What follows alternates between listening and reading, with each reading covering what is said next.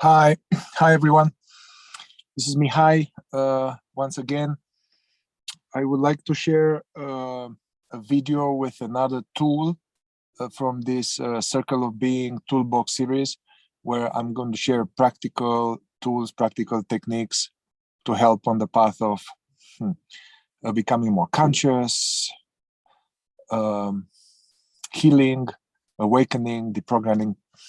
So we are still dealing now with the aspect of the mind. I'm still dealing with the aspect of the mind, with the state of consciousness where we are this constant stream of thoughts. They are harassing us.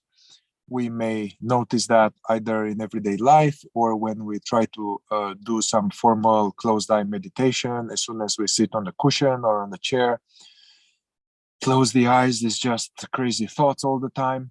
And then I can't do anything. I can't focus. I can't concentrate. My mind is baiting me with all these thoughts all the time. Or in, let's say I'm going about my day and something happens and I have these looping thoughts. I don't know, being jealous about my husband or my partner, or feeling some recurring looping thoughts that are kind of, they don't stop, and I keep going to them, sticking with them. So this method now that I'm going to teach is the purpose of this method is to help with that, to kind of create a little bit of de-identification with this recurring looping thoughts, or very monkey mind, create a bit of de-identification, and then allowing them to subside a little bit, and we transfer our sense of identity into that which is aware of the thoughts. So as we transfer identity from the recurring thoughts in the monkey mind into the observer of the monkey mind, the being, the presence that we are, then things settle a little bit. The nervous system calms down. We have more a chance to see what is it that I'm feeling. Usually there's all of these recurring thoughts, and especially if we are triggered, but I'm not in touch with what I'm really feeling. I'm feeling sad, I'm feeling afraid, I'm feeling this. So as this quiets down a little bit, I have a chance to get in touch with the emotional body and see what drives this spinning. So all right, so this technique, this method is actually very much staple, basic, crucial technique in Zen, Buddhist Zen. And they use this whenever they teach how to meditate, or how to do what they call Zazen, the Zen meditation. So this is a technique that they use at the beginning to help beginners. However, it can be used anytime. There is this sense of active monkey mind, no space. It's just, all right. So the method is like that. So you close your eyes. Maybe I'll explain to you and then we do it. So we close your eyes and then get comfortable, and then basically take a few deep breaths and stay with your awareness, with your attention, staying present to the process of breathing. So watching the breathing, yeah. This is a time-honored meditation technique that is probably the most common of all traditions. Sufi in Christianity, mystical Christianity, Tibetan Buddhism, a fourth way. This appears in many traditions to watch the breathing.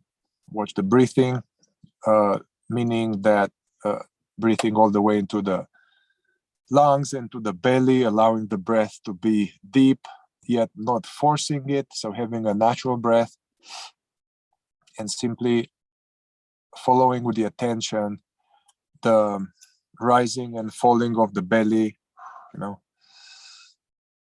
You can even have a hand on the belly to make it more precise, more distinct, something to pay attention to. So the belly rising and falling like a balloon with each breath, or the diaphragm muscles, the sensations here, observing this, observing the felt sense of the air coming in and out the nostrils. All right, so this idea was to keep attention on the breathing as if your life depends on it, and not allow oneself to check out in daydreaming, not allow oneself to check out with the thoughts. This will be very difficult though. The idea is that the thoughts will keep coming. I'm not trying to stop them or to prevent them from arising. That is not good. That creates more tension. This creates more thoughts. It's an ever losing battle, trying to stop thoughts. No, the idea is that we notice the thoughts, but we don't engage with them. We don't stick to them. It's like they're like a train coming into a station, like a memory, a suggestion, a voice, something in the head. It's like a train, and the tendency is to stick with it, identify with it, hop in the train. We don't hop in the train. We let the train come and go, and we keep the attention on breathing. So the breathing is like a anchor into the now. All right.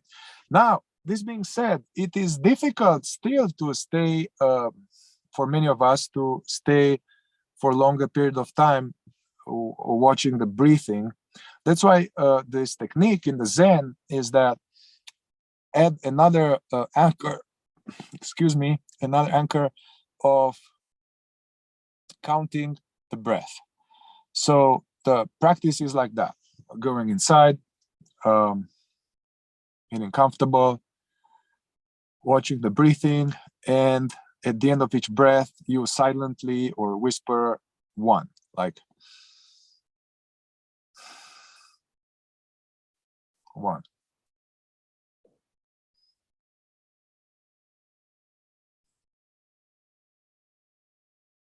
Two. So we're counting each breath, knowing that this number 2 or 3 or 4, that's another thought. It's fine. So basically the idea is to count to up to 10 conscious breaths. Yeah, without allowing yourself to be taken into daydreaming. Now, this will be hard. As soon as you catch yourself, you now forgot about being in the here and now, present, and you forgot about the breathing, and we got lost into thought. That's fine.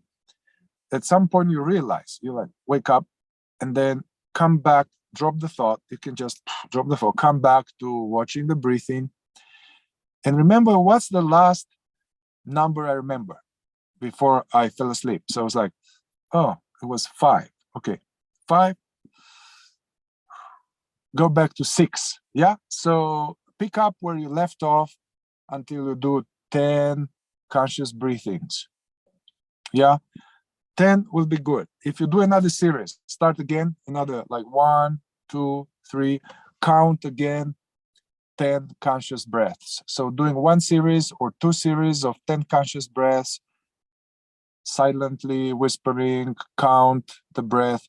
This is another anchor.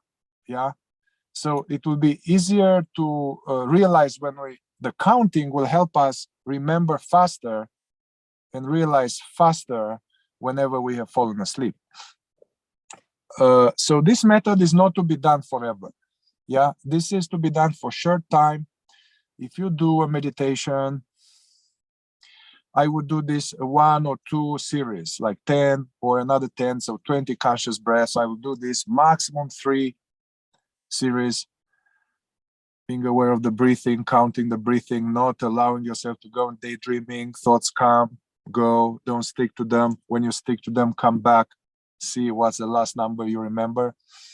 Yeah, I would do this maximum 3 series, like 30 breaths, then drop it, just drop it. Then I will go back into a simple, no counting anymore, just being present to the present. Yeah, so this is like almost like a intermediate, it is an intermediate space to transition from being busy in the mind, very active, checked out, many thoughts.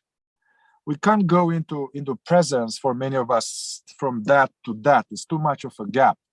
So this conscious breathing and counting the breath is like an intermediate state where we bring more mindfulness, more attention. We have to. One reason why we are checked out all the time is that we don't have any concentration training, no attention. It's too, all these devices and all of this ADHD. So this method that I described today is a method of concentration of attention. And without having the ability to focus attention, we can't really go any further into finding out the nature of my true self or processing traumas. So developing some concentration. You can also do this method, let's say, in everyday life when you're spinning, the so-called spinning and thoughts and like, I don't know what's happening. I'm anxious. I'm afraid. And all these racing thoughts. Yeah, just take a moment. You can even walk or sit or stand and just come back to the breathing, to the belly. Aware of the breathing, noticing thoughts not going along with them, and counting the breathing. There was a Zen master that was saying that when you are watching your breath or counting your breath, what it really means is right now, right now, right now.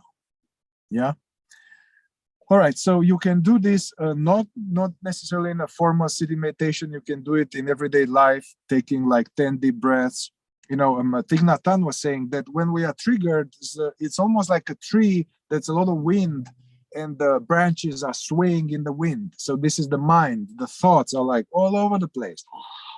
So when that is the situation, Thich Nhat Hanh, this great Vietnamese Zen master, he says, when this is like that, bring your attention to the trunk, because the trunk is stable. The branches are moving. Yeah, the trunk is that come back to this awareness of the belly rising and falling, breathing. This will have the ability to quiet your mind gradually.